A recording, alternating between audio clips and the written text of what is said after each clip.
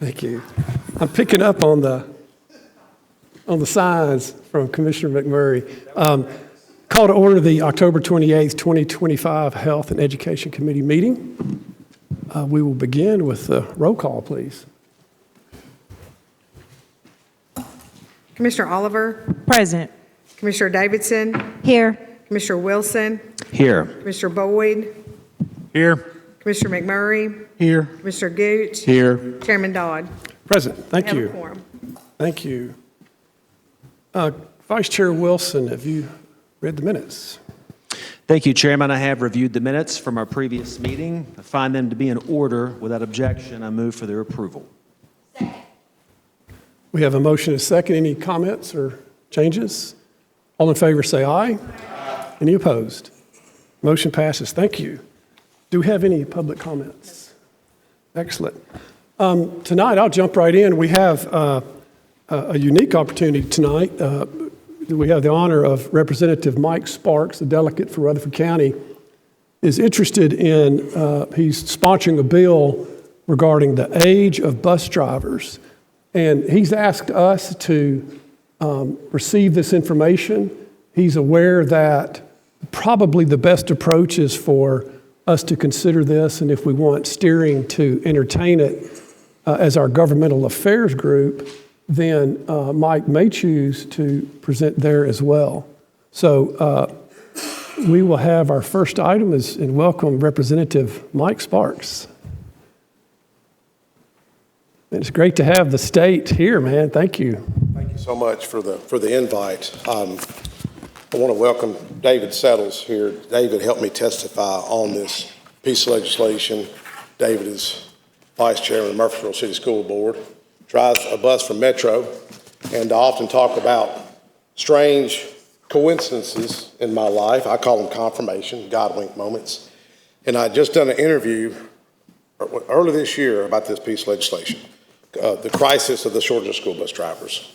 And I called David, because you invited me to the NAACP event, and I lost your number due to a new phone, and I called him. I said, hey, you want to come on WGNS with me? We'll be talking, we could promote your event. He says, well, what time? I said, 10:30. He says, well, that'll give me time to finish my route. And I said, route? What do you mean, what route? He said, well, I'm a school bus driver. That to me was so coincidental.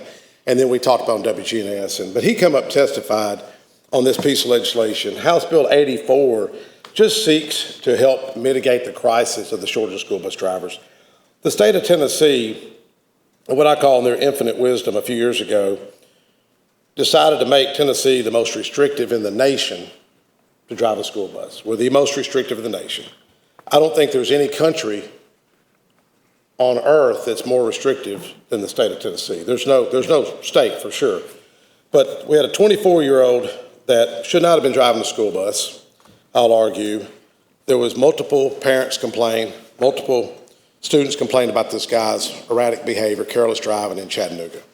It's a sad situation, very political at that time, heated situation. And so the young man was 24 when he committed this crime that sadly resulted in loss of 6 children. So the state decided to go to 25. That was their answer to the problem. But with that answer, that problem, they created another problem, with the state of Tennessee sometimes does, as Trey and Chairman Phillips knows. Sometimes we pass something and then it has repercussions. And this bill, I'll argue, had some adverse implications, which has helped cause a crisis, shortage of school bus drivers. So my bill just seeks, originally it was seeking to go to 21, and after concerns, and I think even Mr. Settles wasn't comfortable with 21. And so to try to appease folks, I found common ground and went to 23. And so that's where we're at. This bill has passed the Tennessee House Transportation Committee. It got held up in the Senate by 1 vote. And I'll argue this, if I'd have had a lobbyist, the bill would have passed. Just saying. It's hard for me to go work the Senate and work the House and do all that kind of stuff. I feel confident about the bill going into session next year, and appreciate folks like Clarissa Smith, that's a owner, driver, and all the school bus owners and drivers who have been supportive as well, and the county school board who has been supportive.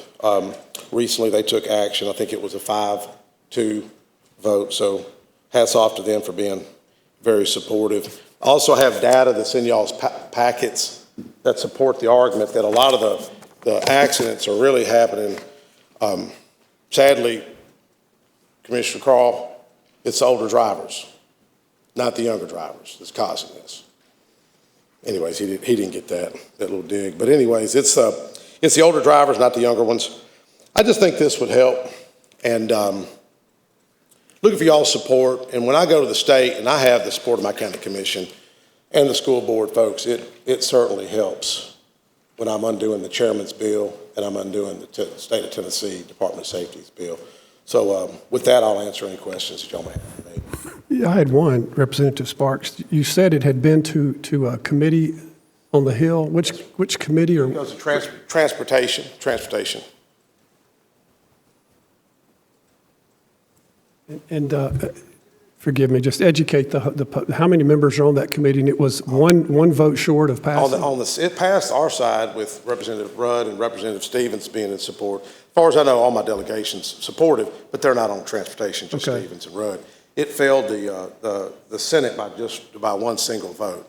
And that's the argument I have. If I'd have hired somebody to go advocate on the Senate behalf, it would have, I feel confident it would pass. I feel confident it will pass next year as well. But with your support and the county commission support, it just gives me a lot better argument credibility going into next session. Thank you. And so it began a year ago, or your inspiration was somewhere about Yes, just this year. Commissioner Davidson. I do have some questions for you. I have also spoken with drivers and owners of the buses, and even if you were to pass it on the state level, how would you ensure that they'd be able to be insured? As speaking with those drivers and owners, just since I got your message, I reached out. They reached out to their insurance companies who insure most of Rutherford County and said they will not insure a driver under the age of 25. Yeah. Well, this bill also be permissive, so the school board, if it passes next year, they could take a position to where if they want to allow it and keep it at 25, they can keep it at 25. So if this county, it still gives the county local control to keep it at 25 if they so do. You know, that's a great question. I've had that question from Commissioner Wilson, Commissioner Rick Hall, and others, but I don't understand how law enforcement can drive a car up to 100 mile an hour at 21 or a 12,000-pound fire truck at 21 or 22, but then you can't drive a school bus. I have a young man that was going to testify tonight. He helped me in committee, and if you want to go back and watch Transportation House hearing transportation on this issue, you'll see Mr. Settle's arguments, and you'll see Isaiah Heineck. Isaiah couldn't make it here. He grew up here in Rutherford County, and his dream was to become a school bus driver. And he drives for MTSU right now. He's driving. That's why he couldn't make it due to work. He's 21, but he's driving students around campus as we speak. A school bus, I'll argue, is the safest vehicle on the road. And that is something that we have to be very cognizant of. But it was sad that one guy that someone should have intervened who had careless, reckless behavior. And also I'll mention, Commissioner Davidson, is that guy they changed the law over is a sex offender as well. He got charged of raping a 14-year-old girl. The media, for some reason, the Tennessee Department of Safety, they don't tell you about that. The guy raped a 14-year-old girl, and that one person is what's changed this whole system. So that's why I think we have a crisis. But great question on the concerns of insurance. I have one more for you. So looking at your data, and Yes, I ma'am. appreciate it. You've put a lot of work into this, and I do thank you for that. So I did have a question for you as far as when we're looking at the inability to have enough drivers or how to get more people in there, do you foresee the state being able to help with funding for the drivers or for the owners to help us? You know, maybe I see you have that we have some drivers aging out, but also the pay is also a Yes, ma'am. factor as well Do you Yeah. foresee the state being able to help us? Because the counties are doing all they Yeah. can do financially. I really couldn't foresee the state being more involved when, I just left finance today and drove a 3-hour round trip to Nashville and back, dealing with that traffic, dealing with crashes there. Fortunately, none of them were school buses, but state, we're going to have our own fiscal problems, with budget cuts, whether it's the federal government. And our DCS budget has doubled. I brought it up to Commissioner Quinn. It's doubled in 10 years. It's $1.4 billion. TDOC budget's increased. It's over $1 billion. TDOT's budget continues to increase. And being a fiscal conservative that I am, and most, I would say, argue they are, we have a lot of needs. I mean, this I-24 corridor, trying to widen it and get it improved with choice lanes, we have a lot of issues. And I know y'all do, because I brought up your jail. Mayor Carr sent me some information I brought to TDOC where your jail, $400 to $500 million. I mean, that's 3 schools. It's totally unsustainable. So there's a lot of needs out there. And this county, as y'all know, have a lot of needs coming before y'all in the next few years. Commissioner Oliver. Yes. Thank you for coming. Just considering some of the comments you just made, does rape equate poor driving? I'm sorry, I couldn't. Does rape equate to poor driving? Why did you bring say up the again? fact that the driver had a record of being a rapist? Well, Does I that think equate to poor driving? No, I think it relates to character. Okay. So I mean, somebody that rapes a the 14-year-old response girl was, shouldn't be driving a school bus. someone rapes a 14-year-old girl, they shouldn't be doing a lot of things that they're doing. They certainly Okay. wouldn't be driving a school bus. But you said they raised the requirement 1 year because of that to 25. Yes, ma'am. Okay. And you're wanting to do 23. Yes, ma'am. And the reason for the 1 year increase was what? Was it arbitrary or what? Because a lot of You talking people about the under state's 25 decision? can do things. They can own guns. It's a lot of things they can do. But what was the reason that they gave think you for they just changing thought it just they were- by 1 year? I think they were looking for something to do, and you see that anytime you have a serious emergency, you'll see it. Local governing bodies, they'll all have decisions. They'll make a quick decision, and then there's adverse implications that come from that. But that was such a vital, emotional topic when you lose 6 children. If that would have happened in this county, it would Nothing be would have really been done tough. because we lost children Yeah. a couple of years ago and nothing was done. It's really So- tough emotionally. Some folks wanted to require seatbelts on every school bus. I mean, could you imagine a county having to pay for seatbelt upgrades and these $190,000 to $220,000 school buses today? They're expensive. More than that? Okay. Thank you. Thank you, ma'am. Thanks, Commissioner. Mr. Gooch. Thank you, Mr. Chairman. Did the insurance company insure the drivers below the age of 25 prior to the new legislation being passed? And I guess my question is, are the insurance company refusing to insure the drivers because of the law? The law says you can't drive a school bus under the age of 25. So the insurance company said, well, we're not going to insure them Yeah. if one gets through the cracks, so to speak. I can't answer that. I'm not in the Okay. insurance business, but the other 49 states are insuring drivers. So I don't know why Tennessee would be such an outlier when it comes to that. I mean, we certainly are an outlier worldwide because we are the most restrictive in the nation. But this would be permissive, Commissioner. Is there School any board act. states that's more restrictive than us, or? No, sir. We're more restricted than California, New York, Detroit, Russia. I mean, we're very, very restrictive, And this guy's testimony, David Settle's testimony before committee, I like something he said. And I don't know, Chairman, if you allow David to say a word or two. The will of the committee. Motion to suspend the rules to allow Mr. Sanders. Is there a second? All in favor? Any opposed? You got it, Representative Sparks. Thank you.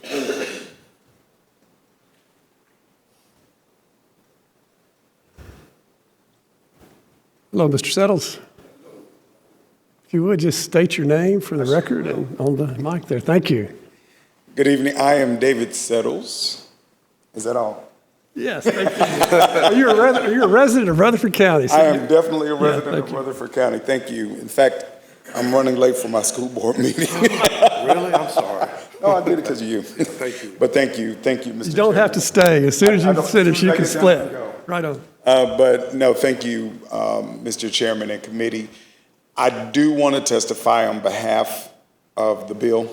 I'm in support of it. I was in support of it when it was to lower the age to 21. Most of us remember the accident that happened in Hamilton County with the young man that had the wreck, and those children lost their lives. The issue then became, what do we do to fix this? And I think in the infinite wisdom of state lawmakers and to kind of get a solution, they raised the age to 25. This young man was 24. I'm a bus driver, and it is my pleasure and my privilege to drive those kids back and forth to school. I am the first face they see from the school every morning, and I'm the last face they see every afternoon. I take my job very seriously. And it is not a matter of age, it's a matter of maturity. It has nothing to do with age. Age is kind of arbitrary, and I agree with Councilman Sparks. At 21, they can work for the police department and drive a cruiser and at high speeds and all of those things that go into it. So I received very extensive training from Metropolitan Nashville-Davidson County Schools before I got into a bus, so I knew what to do. I knew how to handle my kids. I knew how to drive the bus safely, get my kids back and forth to school. And even since this bill came out and all we went through, I had an opportunity to go back by the training center. Ms. Sherry Mabry was my trainer, and I talked to her about it. And her opinion was the same as mine, is that what matters is that the drivers receive the proper training and that the trainers are skilled enough to determine if someone is capable of handling that bus. She told me the story of a man that was in training to become a school bus driver, and he'd gone through all of his course, he'd learned everything he was supposed to learn, got time to take the test, got in the bus with her. She was the driver tester. Got in the bus with her, and he pulled out, and this was an older gentleman. She said he switched lanes real quick, he sped up, he was tailgating, all of these things in the test. She told him, pull this bus over right now. She made him stop the bus, she got in the driver's seat, took him back to the center and said, there's no way in the world I would ever pass him. It had nothing to do with age, it had to do with the maturity level to do what you've been trained to do. And I think that's where we should have focused and not just an arbitrary age, because 25 is to me, 25 is a little old to even say you have to be 25 to drive a bus. It just doesn't jive. But I think it was a reaction on the part of the legislature. Maybe it worked at that time, but 23, if that's the compromise we have to make, I say it's a good thing. It's a good thing. Thank you, Mr. Settles.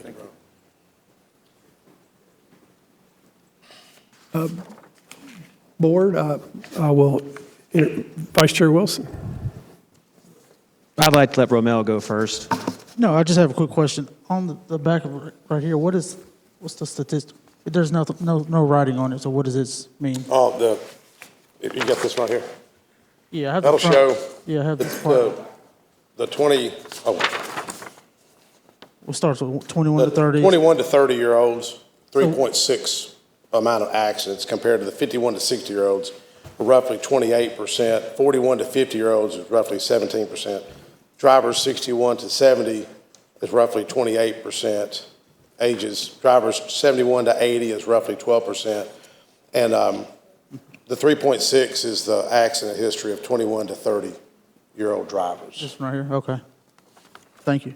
What did you say this is reflecting? It's the age. It's the age. That's 21 to 30 is the age. Age of, that's what I'm saying. Of the drivers, yes, ma'am. This is just driver age, period. Yes, ma'am. And 3.6 is the amount of accidents compared to 51 to 60-year-olds is roughly 28. This is the same chart, and instead of it being in 5 years of age increments, it's been put into 10 years. Yeah, thank you. It's the same information presented 2 different ways. Yeah, thank you. This is the percent, this is only a graph on the age of drivers involved in school bus crashes in this state range. It's a percentage. There is no number of drivers. And I'd like to address that when Katie's done with their questions.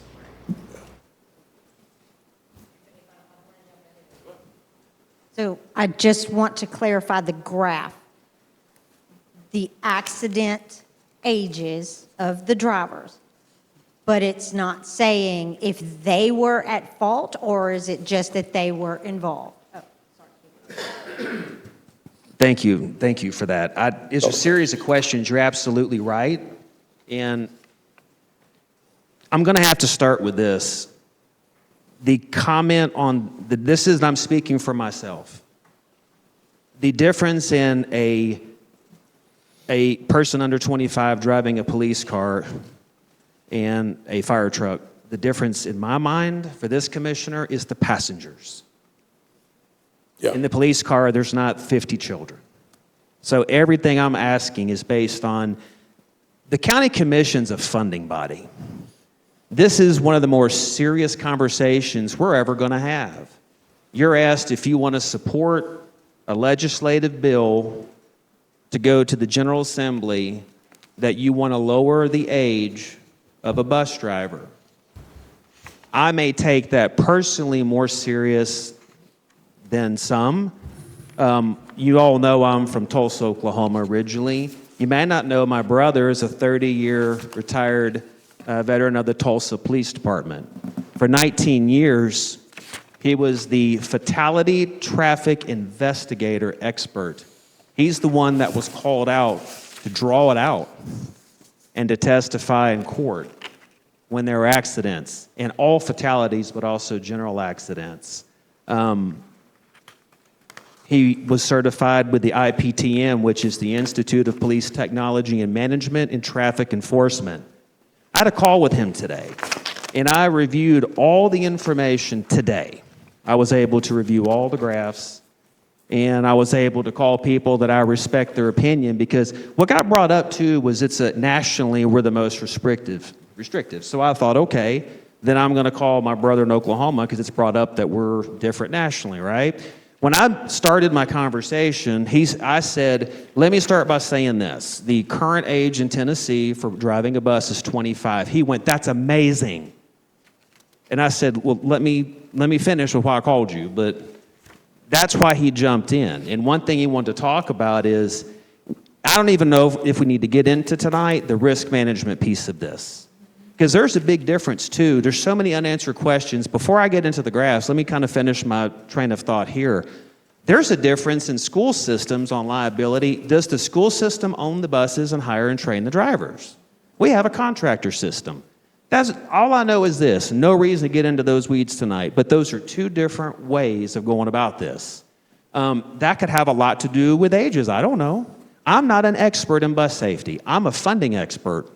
Right? So this is putting me into an arena I'm not used to voting on. This is a state government issue, okay? So where I'm coming from is, I have someone with experience of doing fatality incidents talking to me about all the issues that he sees, and here's where we got into the graphs. And for me tonight, and I'm going to ask Representative Sparks, if he has answers to my questions, we can get closer to where to go next. But I've got questions about the graph. I studied the graphs, and here's some things that I just could not wrap my head around. It says a few things. Age of drivers involved in school bus crashes 2020 to 2024. The front side of the graph just basically has the age groups in 5-year increments, and then it was a bigger, smaller looking pie because it put it in 10 years. But it's one data point, and it was the percentage of drivers involved. So these are the questions I need tonight, or I'm not going to be able to move it forward myself until I have more information. It's inconclusive to me to make a decision of this magnitude, in my opinion. So let's start with the name of the graph. Concerning the age of the drivers involved, does this data include the age of the drivers that actually collided with the buses, or is it just the bus drivers? Because it says the ages of drivers involved in bus crashes. Is that both sides? Can you answer that one? Yeah. Well, that information came from State Trooper Lowell Russell, who's worked hundreds of crashes. He was going to fly in today on behalf of this bill just to testify, but with the weather, he said, I'm not worried about coming in my plane. He flies Lieutenant Governor McNally a lot, as well as the speaker. He said it's going home due to the weather. He could not be here. That graph came from that state trooper who's a lawmaker. Sadly, he was involved in a severe crash. It took him 5 to 6 years to just rehabilitate from that accident himself. He is the one that sent me the graph, and he's the one supportive. I mean, he'd be willing to call each and every one of y'all. Well, that would That's where it came from. that would definitely be my first question. Came from law enforcement. Is can you verify? It's a very vague statement. Can you verify that age of drivers involved was this graph? To me, it's trying to say that the bus drivers were this age. I just want to confirm it wasn't actually the age of both parties. Oh, I see what you're saying. Well, I can't answer all the details of the graph where he got it from. Right. We could look at that more so. So but- that one there is my first question. Yeah. I'm going to continue. And Commissioner Davidson, you were going exactly with my flow of questions. My next with going, I can't conclusively know what age of drivers were involved if it was both sides, was can you verify that in these crashes was our bus driver or the bus driver, were they the ones at fault? Or is just this a number? This could be a graph without you confirming that. This could be bus driver crashes. That's a very vague statement. Did we get hit every time? Because if so, that's nothing to do with the age of the driver as much as it could be the other driver ran into our bus. So that's a question I have. Yeah. Were we at fault in 100% of these crashes? Or what percentage were we at fault versus the other driver? Yeah. I mean, the only thing I just know that a state trooper who's been in law enforcement for years, now state representative, is willing to put his district on the line and get this detail. You know, Commissioner, at the state level, when we get up there, even at your level in the school board, you know, I'm reminded of an old quote by Voltaire that said, don't let perfect be the enemy of good. This bill's not going to be perfect. There's no legislation that's perfect, but it's good. It's moving us forward. It's going to help us get some drivers like Isaiah Heineck that's driving students in MTSU. As we speak, True. if this bill passed, he was looking so forward to this bill passing this year, and then he's seen where the Senate, it fell by 1, because he'd probably be driving for Clarissa, he'd be driving for somebody, but you know, it also is permissive to the county, so it gives local control that I know Chairman Phillips has advocated for years, and other commissioners up here. So it gives local control to the school board, and if the school board don't see it being fit next year, after hopefully this passes, keep it at 25. And I've got 3 more I'd like to discuss, because these are just for me. Here's the deal. Your state legislators, maybe you guys have all this information. I don't know. I don't have it. So that's my problem, is my vote's being asked for and I don't have it. So I'm going to continue with what I would need. In addition to what I've said already, here's the next ones. I need to know the number of drivers in each age group. I have a percentage of the age of drivers involved, but what if there's 200 that are under 30 and there's 4,000 that are 60? Then by percent, it's inconclusive at best. For me, I can't get the math. This just says percentage, but how many? It was 3.2%, but of what? And like on the ones where it's 61 to 65, 14.7%, that's of crashes, but how many drivers? If 5,000 drivers have 10 crashes, or 200 drivers have 10 crashes, those are way different ratios. I can't conclude from this graph the number, so I'm asking is, I need to know the number of drivers in order, if this were a SQL report, I would query the computer to pull for me in this exact data, because it has to be from the same data pool. It can't be from a different one. In addition to percentages, I need to see the ages specifically, and I need a number. How many are in each age group? Then I can take the number and I can do the math by the percentage, and I can come up with, hey, if I look at it through a different lens, yeah, it says older drivers cause more accidents, but there's 80 times more. Yeah. If there's 200 drivers in one block and there's 9,750 in the other one, and I'm being honest, I'm not being argumentative, I can't come up with a conclusive reason I can't come up with any conclusion. Here's another one. What's the total number of crashes? I need that number also to do all this math. Yeah. So I need the drivers in each age group. I need these percentages. It has to come from this data pool or a new one would have to be presented. I also need to know the total number of crashes or I can't pull a record selection to come up with real numbers.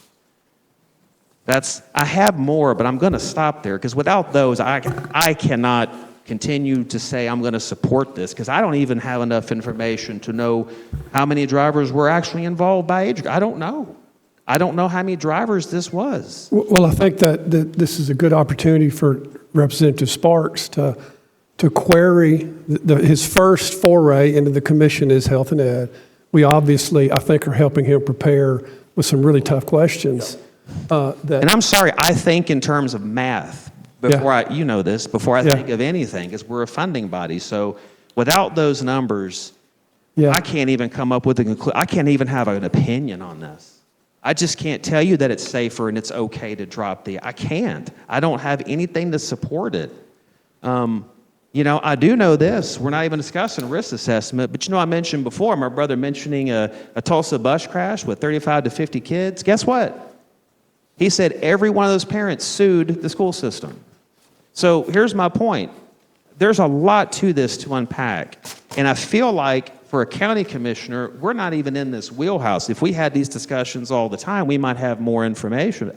I don't have any information on bus driver safety to say we should lower the age. I don't have enough tonight.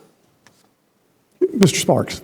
Have you spoke to any school bus drivers or contractors about this? I've spoken to constituents and just parents and asked and said, what do you think about this? Yeah. But to be honest with you, Mike, it wouldn't make a difference to me without where this data came from. Yeah. Because here's my last question. This came from the Tennessee Department of Safety. I'm having a hard time asking this, but I can't wrap my head around it. If it came from them, why did they oppose this last year? Like this data as presented shows that older drivers are a bigger problem. Yeah. But then, so why did the Tennessee Department of Transit, why did the Department of Safety, why did they oppose this? Great question. You're making an argument. I appreciate it. I think what we're at here is the paralysis of analysis. We can overanalyze this, and that goes back to what I said about Voltaire. Don't let the perfect be the enemy of good, because what I've learned about life, things aren't always perfect. There's always going to be mistakes. But that's why this bill adds control to the local school board, that the more information we got out, and that's why I asked if you move this to steering, we could have more discussion there. Hopefully Isaiah Hynek could come testify. And I know the young lady in front of me does not want to come up and speak because she's kind of shy. But I would just want y'all, Commissioner Oliver and Davidson and Gooch and others, just to talk to your contractors. And here's, when we deal with facts, we're dealing with a lot of unknowns right here. But the fact of that matter is I have a state trooper that's a state lawmaker that got me that graph. I mean, the guy's pretty knowledgeable. Like I say, he would have been here to testify, but due to the weather, he's not. But I asked my assistant, just pull up newspaper articles about the crisis that we face. Here's one: students struggle to arrive on time due to school bus shortage. Clarksville Montgomery School System, August 2024. School bus routes canceled in Cheatham County due to driver shortage, October 19, 2023. Cheatham County schools, they were short 13 drivers. Knox County students head back to school amid bus driver shortage, August 2024. District is faced with shortage of 30 drivers at the beginning of last year. Here's another article. County bus contractors feeling the pinch of shortage of drivers, September 2024. Rutherford County, Middle Tennessee schools see improvement in driver shortage. Middle Tennessee districts reported improvements thanks to higher pay and some bonuses. So they've seen a little bit of an uptick. Steadily gotten worse, another article. Districts dealing with school bus shortage, September 9th, 2025. Robertson County School System, as they're saying, it's worsened. Multiple routes, about half students depend on bus transportation, they say. Low retention rates lead to continuing bus driver shortage for Knox County. August 2025, retention is a long-term issue. 50 fewer drivers in 2022, 31 driver shortages, 2023. So, this, like I say, this is a career path. Here's more county bus drivers feeling the pinch. Cleveland City School searching for additional drivers. And I don't know if y'all know about the Polk County school system, where they were so short during COVID. Director Sullivan probably knows this, that their school superintendent got his CDL and started driving the school bus. I remember talking to him, MTSU, and he loved the job. He loved it. He still does it, as far as I know. Monroe County bus driver shortage, 2022, they're experiencing a shortage. So there's multiple of articles here that support. We know we have a crisis. The unknowns of, this or that, I don't know. We could have that discussion at steering at the full commission. Yeah, and Maybe I can have some I would like to suggest that this committee, or this chairman rather, I would encourage, let's you and I get you on the agenda at steering. Yeah. Let's make a call to make a call. I don't think we require a motion from here or support from here. I think it would be appropriate, Representative Sparks, for you to seek the counsel of the chairman of steering, Craig Harris, asked to get on his agenda with this abundance of information. You started the gray cells kicking up here, but I do want to be careful that we avoid policy decisions over at the school board, policy of hiring, and this is just bringing up some of that tenuous territory that I want to be cautious with, Mike. I may be overly cautious, but I want to be cautious. Mr. Thank you, Wilson. Chairman. I just want to mention, I am on steering committee. I will have the exact same questions on Monday night. And I want to say this, please correct me if I'm wrong, because we can't get this one wrong as a state. We're putting lives in jeopardy. No one knows more than the funding body, which is us, because I wear it. I go to bed with it on my mind, that we have a bus driver crisis. We have a funding crisis for paying bus drivers.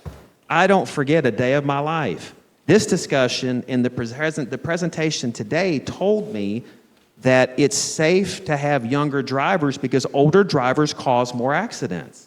I'm trying to say, prove it to me with the data. This doesn't provide the proof. It only provides percentages of the ages of drivers involved in bus driving. There's so many missing data points, and you can't get this wrong. I will not change my position unless this is just me. Everyone else may do whatever you want. If I don't get those changed, I can't support it because I believe what I'm asking for is the due diligence of a responsible representative of their district. And so I'm not going to budge. Sure. Yeah. Sure. Ms. Oliver. Chairman, thank you. I appreciate the questions of my colleagues. I was actually able to check off the questions that I had because you all were asking a lot of the same ones. But in you doing your due diligence and research for your next presentation, did you look at, and you gave one example of Rutherford County, but did you look at as a whole across the country the impact of higher salaries on the shortage as opposed to lowering the age, raising the salaries to see how that would impact a bus driver shortage? So you might want to research that and have that for your next presentation because you may not have that question today, but that is a question that I have. Yes, ma'am. Well, I would, I think if this committee approves with just a nod of the head, I think no action, no voting actions required of us tonight. Is y'all good with that? If anybody wants to make a motion otherwise, please do so. That having been said, I will reach out to Chairman Harris. Phil, I think you can, likewise, Mike, I encourage you to call Craig. We can call them together if you wish. But Yes. But this is very informative, and Representative Sparks, I hope it helps you realize that we're balancing our fiduciary responsibility with the policy responsibilities, et cetera. Great information. If you have a closing remark, and we'll wrap up. Well, as an 8-year county commissioner and 15-year state representative, we've received resolutions from y'all in the past, whether it's budget constraints, excessive mandates, or whatnot. So this isn't something new to come to the state of Tennessee. And I've often been critical of what I call taxpayer-funded lobbyists. We have a lot of taxpayer-funded lobbyists. And I've often said, what's the return on investment to the common man, to the common taxpayer? And school bus drivers and contractors, you don't have a lobbyist in Nashville, I promise you. I don't see them up there. And if your lobbyists that y'all are paying for could just go talk to a few senators, this bill will pass next year. So just want to say that, and I guess I can share it at steering. Yeah, yeah. Yeah, thank y'all. And I think the will may be there. You know, he reports to that committee, so that I think that's all the more appropriate that we move there. So I'm grateful that you would reach out to us, Representative Sparks. It's so rare to have a delegate actually come inform us of a bill. So it's new territory for us. Thank you for that. Well, thank you, And Chairman. I look forward to you having an opportunity to speak to steering. Yeah, thank you, committee. Thank you, Chairman. Thank you, committee.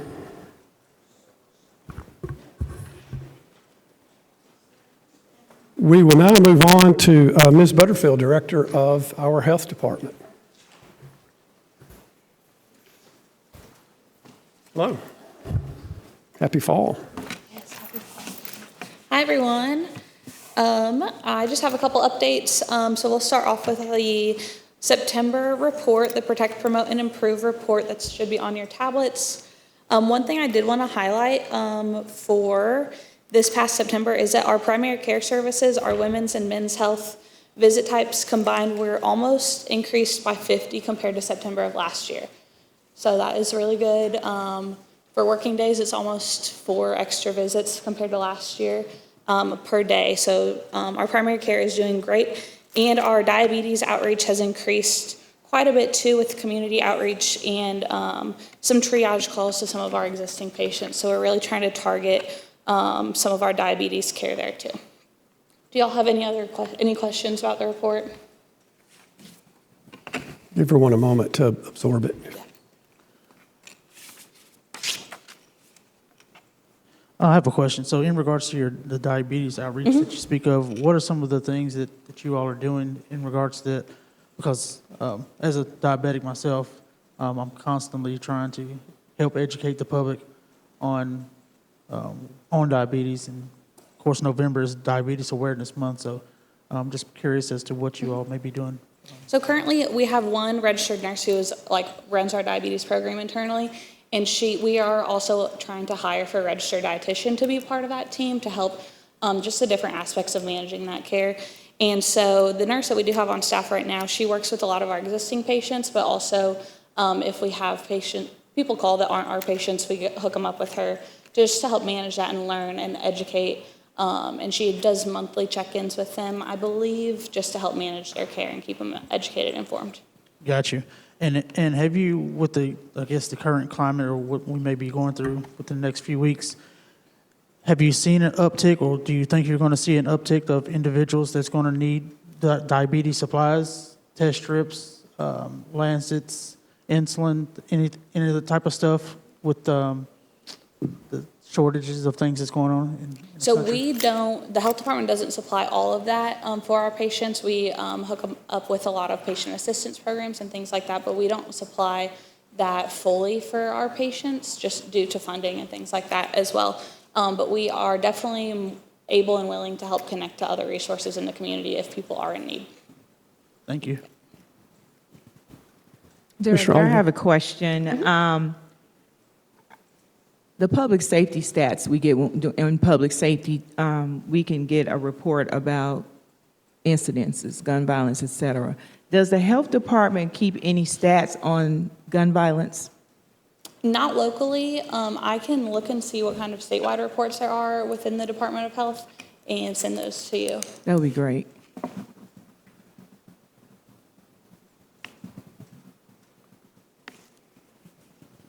I make a motion to approve. All those in favor signify by saying aye. Any opposed? Thank you, Ms. Butterfield. You had another update, Yes. I believe. So this past Tuesday was our Fight Flu event, which I mentioned last month. And at our 3 different sites that we distributed vaccines, we gave 182 flu vaccines in one day. And those were from the Murfreesboro Health Department, our Smyrna Health Department, and we went on site to Westbrook Towers, which is just down the street, and provided vaccine for their residents. And so that was up almost 30 from our flu pod last year on the same Fight Flu Day. And then in addition to that, we were doing our coat giveaway, and we gave away 193 coats and many more sweatshirts to families in need that day. So it was a very fantastic day for the health department. I just wanted to share that. instead of waiting until the end of next month to tell you. Thank you. Okay, that's all I've got. Thank you. Okay, thank you all. I think, Commissioner McMurray, I think this may be an appropriate moment. You had sent out an invitation to the baby reunification event at the Juvenile Justice Courtroom, Judge Lampley's courtroom. And that event's already occurred. It was on the 24th, I believe. Can you tell the committee what, it just sounds like such a fascinating program. We don't even conceive of the dynamics of what's going on in our court system. I think it's kind of a health-related. So babies are reunited with families. That's correct. Is that appropriate to ask? Yes, Safe Baby Court graduation, which is held in Judge Travis Lampley's courtroom. They have it probably 3 or 4 times a year, and it's a process where individuals who may have lost custody of their children due to maybe drug or alcohol, they go through a 18-month program to get their lives back in order. And once they meet all the requirements through the court system and through the program of Judge Lampley's court, they get full rights restored back to them. And so it's quite moving to see and watch those individuals get restoration of the kids back. And so I think within the next couple months, I think there may be, I think in December it's going to be, I think a couple of fathers at the next graduation.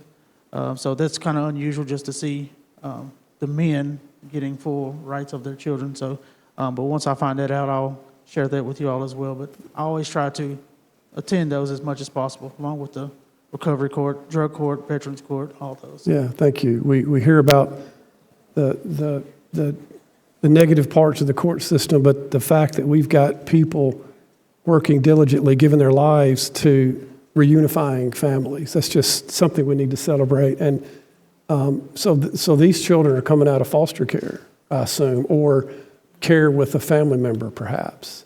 And to put them back with their family, and that's nothing greater than that society needs is reunited families. So thanks for bringing that to our attention. Next item, check the minutes of community care. Jeff, I'm flat-footed. I'd forgotten about this completely. We had talked about where community care needs to reside. Is there any update or and I may have catching you flat-footed too. We didn't speak about this prior, but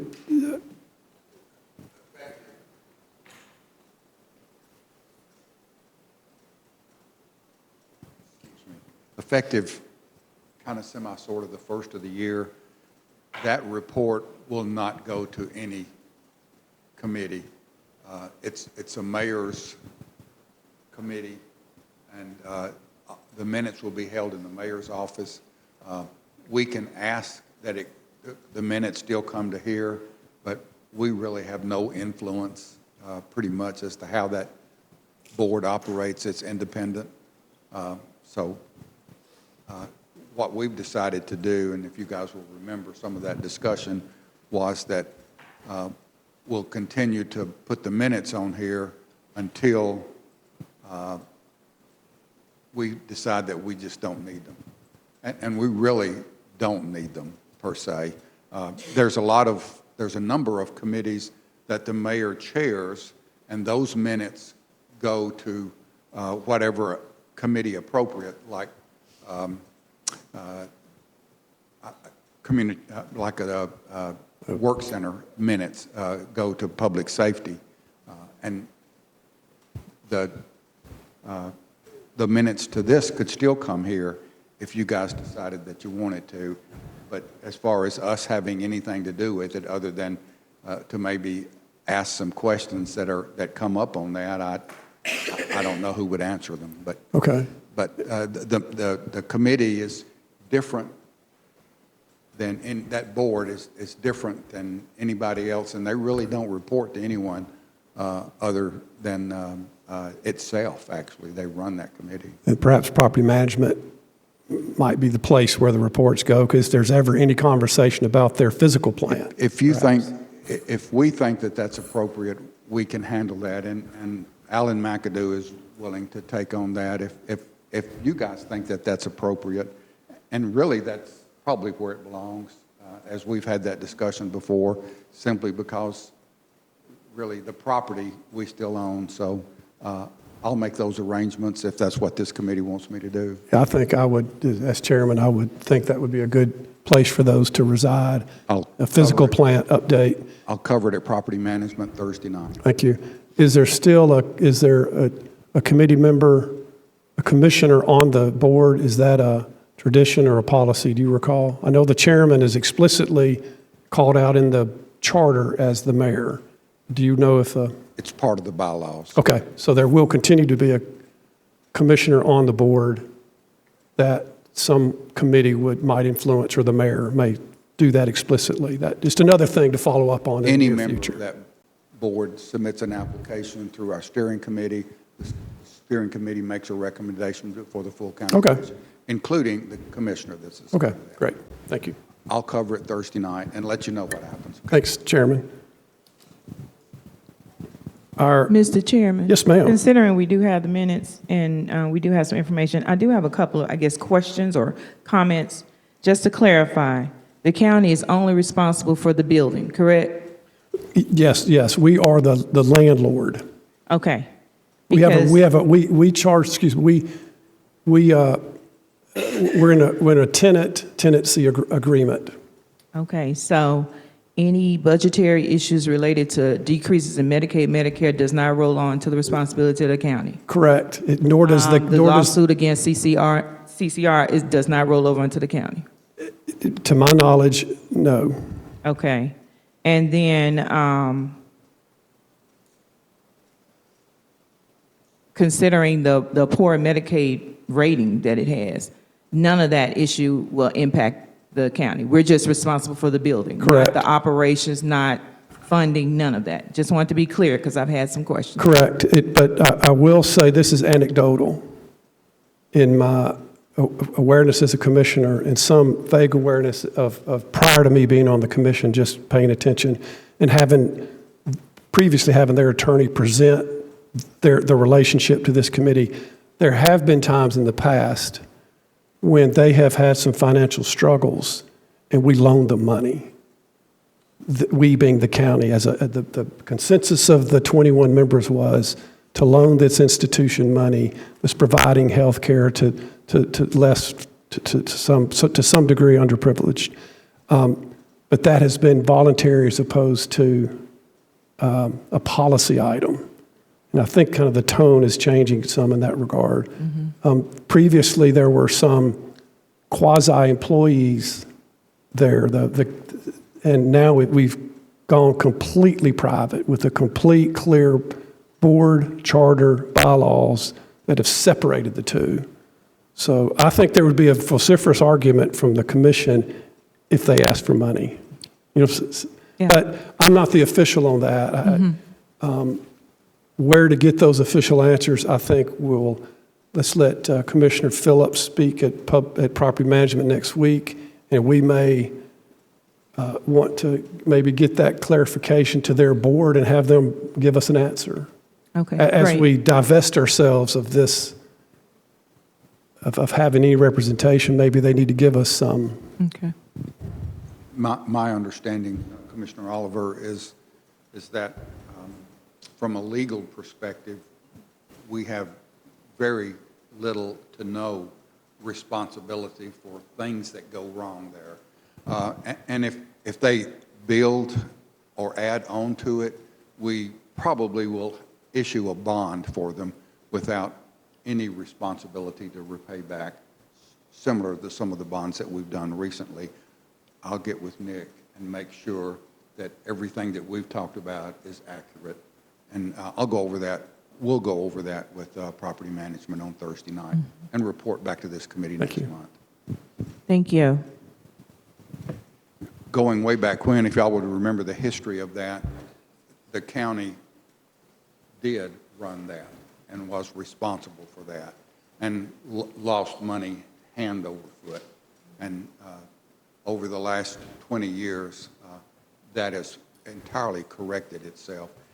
And actually, most of our citizens if they get into that shape, are wanting the county to still be involved in the process to the point where it's our building and we do have some influence over it. If it becomes mismanagement or something like that, the mayor chairs the board, and the board makes the decisions on selecting the management company that runs it, or even the director of that management company. So we still have some input, but it's through the board and not through the county commission. Thank you, Chairman. We will move on to item number 6, Dr. Sullivan and Dr. K. Martin. Looks like Jimmy's coming up by himself. You guys haven't had me. You better be as articulate as Dr. Martin. I will not be, and I'm just glad there's. And not as cute. I'm glad there's just one person in the audience, because otherwise there'd be nobody in the audience. That sounds like something Trey would say, Hope. That's great. Hey, let me do a budget amendment first. Yes, please, let's take care of business. All right, so we have one budget amendment. This is actually a combination budget amendment, combines 3. These are all state grants with no local match. This amendment increases budgeted fiscal year 25-26 Fund 141 revenue and expenditures to recognize multiple state grants. The first grant consists of the carryover money from the Innovative Model Schools Grant. This grant is in its 3rd year, and the funds will be used to provide 50% of salary payment to existing CTE personnel, stipends for project-based learning works training, vehicle and equipment purchases for various CTE activities, and construction renovations to CTE buildings and structures at multiple schools. Carryover amount of the grant this year is $8,889,685. The second grant, and we have to spend that one by September of 2026. That's when that grant has to be expended. Second grant is the Public School Security Grant. This grant will recognize the fiscal year carryover amount of $14,875 and the new fiscal year 26 allocation of $1,049,958 for a total amount of $1,064,833.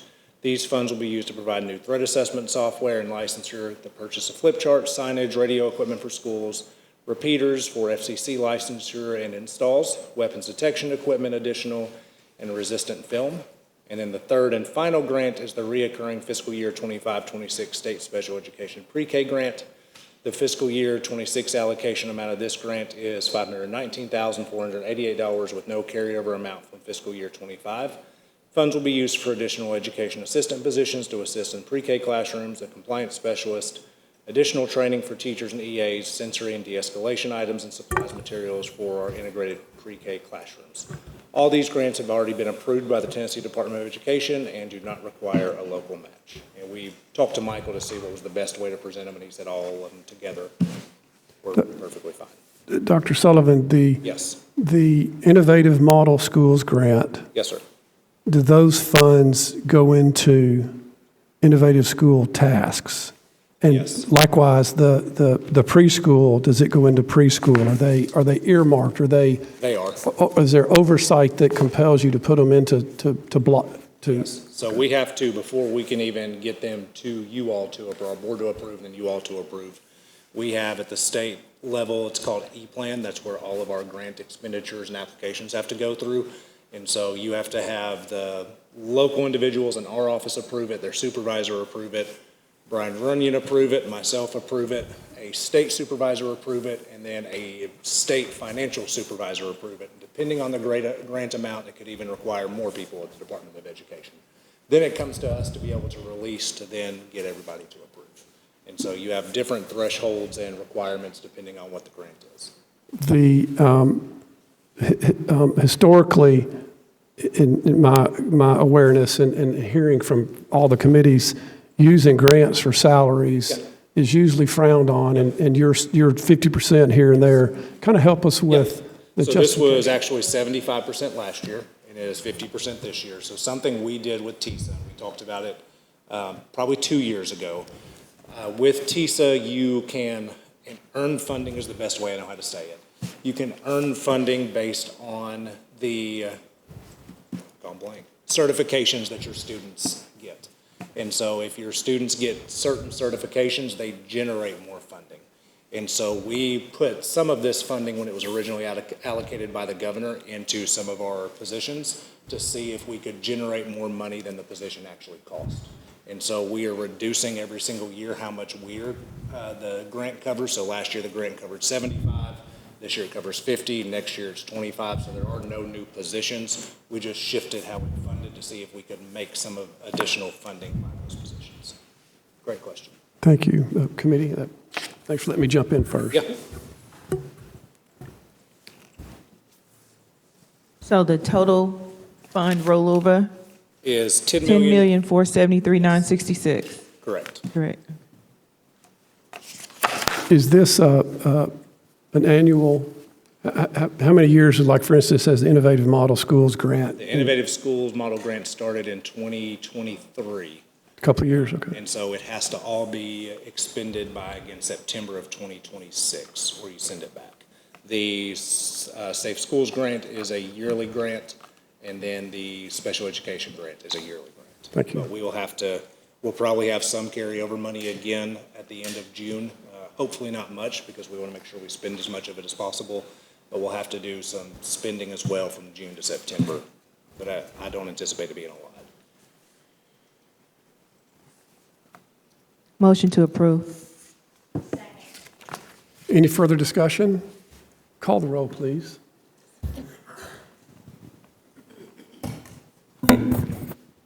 Commissioner Oliver, Aye.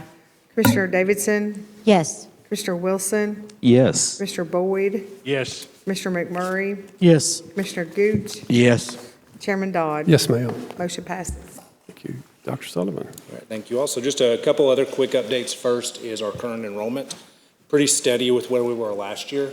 So we're at 51,812 of our students. And so if you add in charter schools, we're right at that 52,500, which is what we were funded on this year. And so very consistent. What we have noticed the last couple years is we have grown from really that September through May area. So I'm curious to see if that trend holds or if we are somewhat stabilizing. We are stabilizing at the elementary level a little bit, but middle and high school is still growing. Connected to that, we are about to start our middle school rezoning for Poplar Hill Middle. So if you have not driven by Poplar Hill Elementary, Poplar Hill Middle School is very well on its way. And so thank you again to the commission for funding that last spring. That will relieve overcrowding from the two largest middle schools in the state, Blackman Middle School at 1,800 students and Rockville Middle School almost 1,700 students. We are about to go back into rezoning with that. We're going to have to shift. So we approved, our board did back in December of 2023, the initial middle school zone, but put a caveat that they would go back and revisit at least 6 months before implementation. So our current one does not relieve enough overcrowding from Rockville, so we're going to have to shift some students from Rockville either towards Blackman, Christiana, a little bit more. So we've got some small minor tweaks to make, but that was anticipated. The timeline for that, we have our board retreat on November 4th. That'll be at TCAT Smyrna from 9 to 3. We have a work session immediately following that, which is a different time for us, but we will be at TCAT for that. Then we have our normal board meeting on November 6th. That'll be where our RSP representative, who we have worked with over the last 3 years, will kind of present our new enrollment findings, what they're seeing, building projections. We'll have a couple weeks to review that, to look at potential changes to our zone. Discuss it again November 18th at our work session. Have the public available to come and discuss November 18th and 20th, and then vote in December on our new middle school zone. I do anticipate the board potentially taking up Stewart's Creek Elementary School and Browns Chapel zone as well at that time. And so there may be a little bit of tweaks to elementary. And I don't know high school, but anytime zoning's on the platform, you can have that discussion as well. So that's kind of our zoning thing that's going on. A couple quick celebrations. So last week we launched, or I guess did our groundbreaking. And so with you all support, we have had 4 ribbon cuttings, I guess, this year.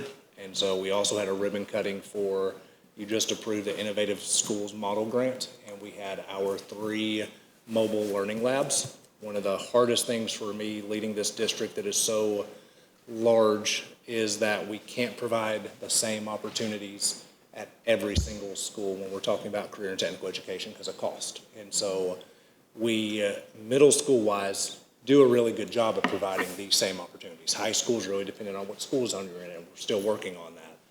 Middle school-wise, instead of putting expensive programs in 13 traditional middle schools, we decided to use, every middle school got $500,000 from the governor's grant, and we purchased and equipped 3 mobile learning labs. And if you haven't been to our social media sites or our website to look at those, they are phenomenal. I know Commissioner McMurray was there.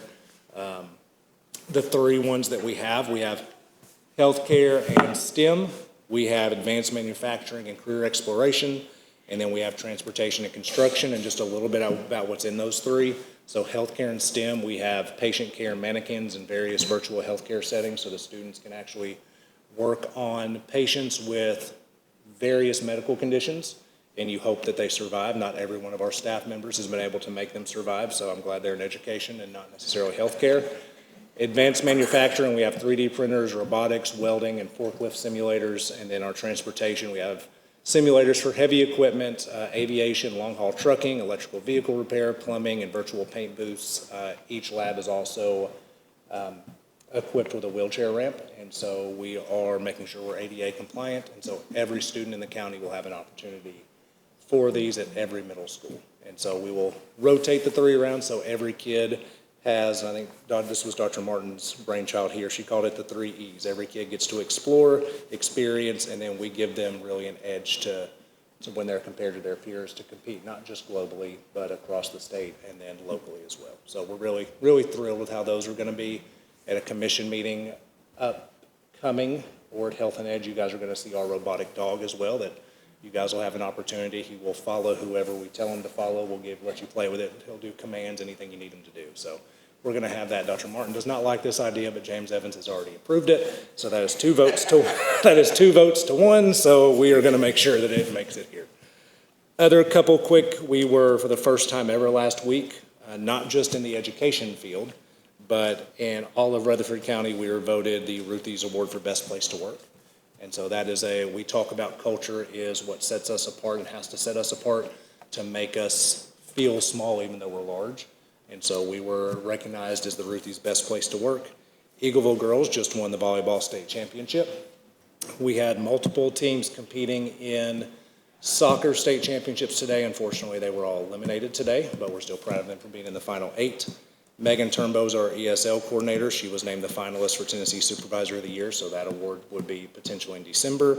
And then something just to keep in mind, I'll be at our middle school zoning meeting, but Rutherford County Schools College Career Fairs at Riverdale High School on November 18th, and that really targets some of our students with special needs to be able to help them try to find career and just different opportunities once they graduate. So a lot of good things going on. And your scan codes, any? Yes, the scan code, you'll be able to see the link to the career and technical mobile labs if you want to explore it, and then the RCS College Fair just for information on that. You can see both of them. And Dr. Sullivan, can you remind me again, how many total job openings do we have as far as teachers? Teachers, we're about to hit a retirement part at Christmas, so we're still less than 15. Less than 15? Yes, but we were down to less than 6 there for a little while, and we got to a point where we're down to 2, so we're. So I just want to say this about this committee and about our leadership at the Board of Education. You know, a little bit over 3 years, we have gone from tons of open positions, not knowing how we were going to fill certain seats, to this commission coming together, working with the Board of Education, to not only have only 15 empty seats that have a reason for it, but the fact that it was voted by these employees to be a favorite workplace. I just think that's incredible work by everybody. I am so proud to hear that. That is substantial to me. So Thank you. Bravo to everybody. I think that type of collaboration in the future is how we're going to address the many needs that we have upcoming. Yep. Last thing you will see on the board agenda the next couple of weeks, we have been approached about additional land close to some of our school sites. I don't want to disclose it yet because our board doesn't know it. But also, we've talked previously about some small sites by McFadden Elementary School, and so we are working with some landowners there about purchasing those properties so we can someday, I hate to say demolish, but that's the best way I know how to say about McFadden Elementary School. So you're going to hear about that in the next couple of weeks. Dr. Sullivan, Yes, ma'am. I have a question about the gates at Laverne High School. Uh-huh. How are they navigating? I understand the gates are closed between 9 and 3. How are they navigating, I guess, entrance and exit of Yep. parents or guests or whatever the case may be? So just like you would, I'm sure this week there's going to be some learning curves and growing pains with that. It would be very similar to when somebody goes to the front office to be able to buzz to get in. So we have a buzzer there that they're able to buzz and to be able to request to be in. And buzzers on both sides? Yep. Okay. So Thank we you. also will work with those gates. We installed them at Riverdale and Oakland, Riverdale specifically, I guess 4 years ago, before the renovations.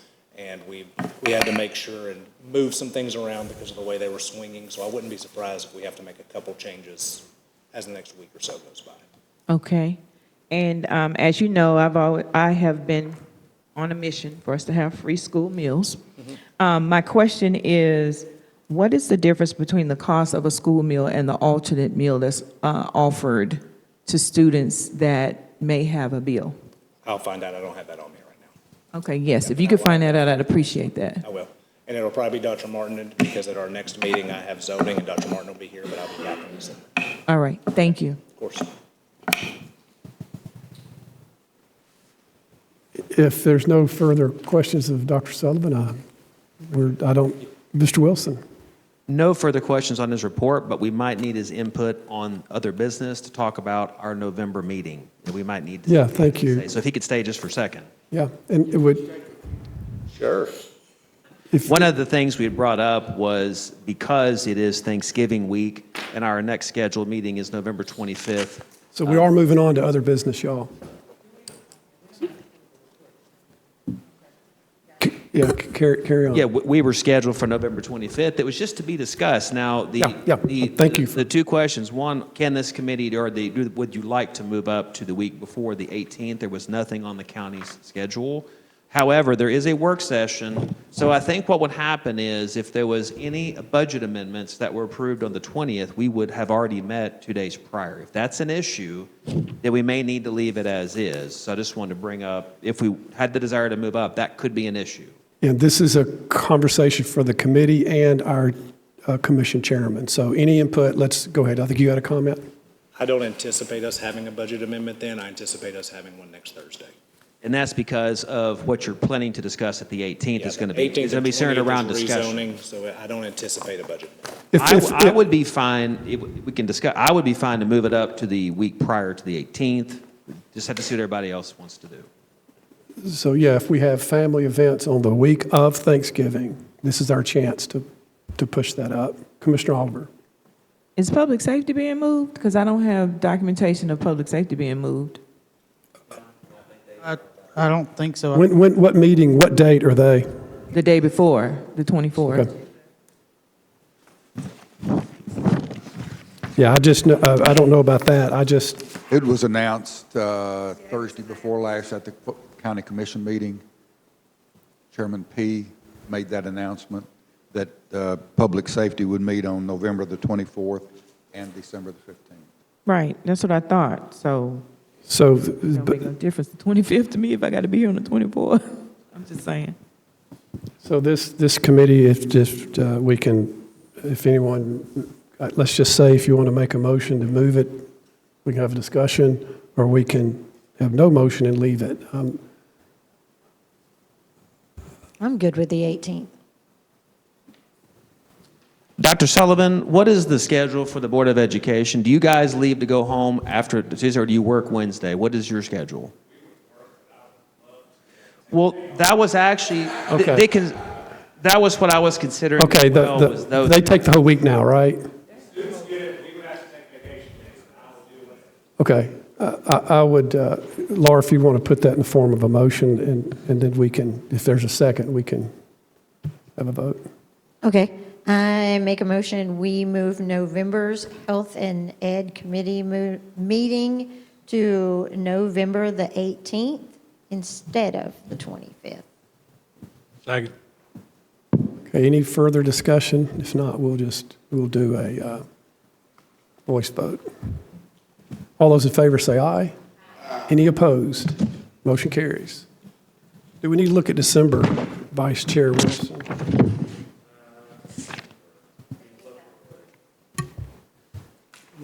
That was already, yeah, you know what, it's December 16th.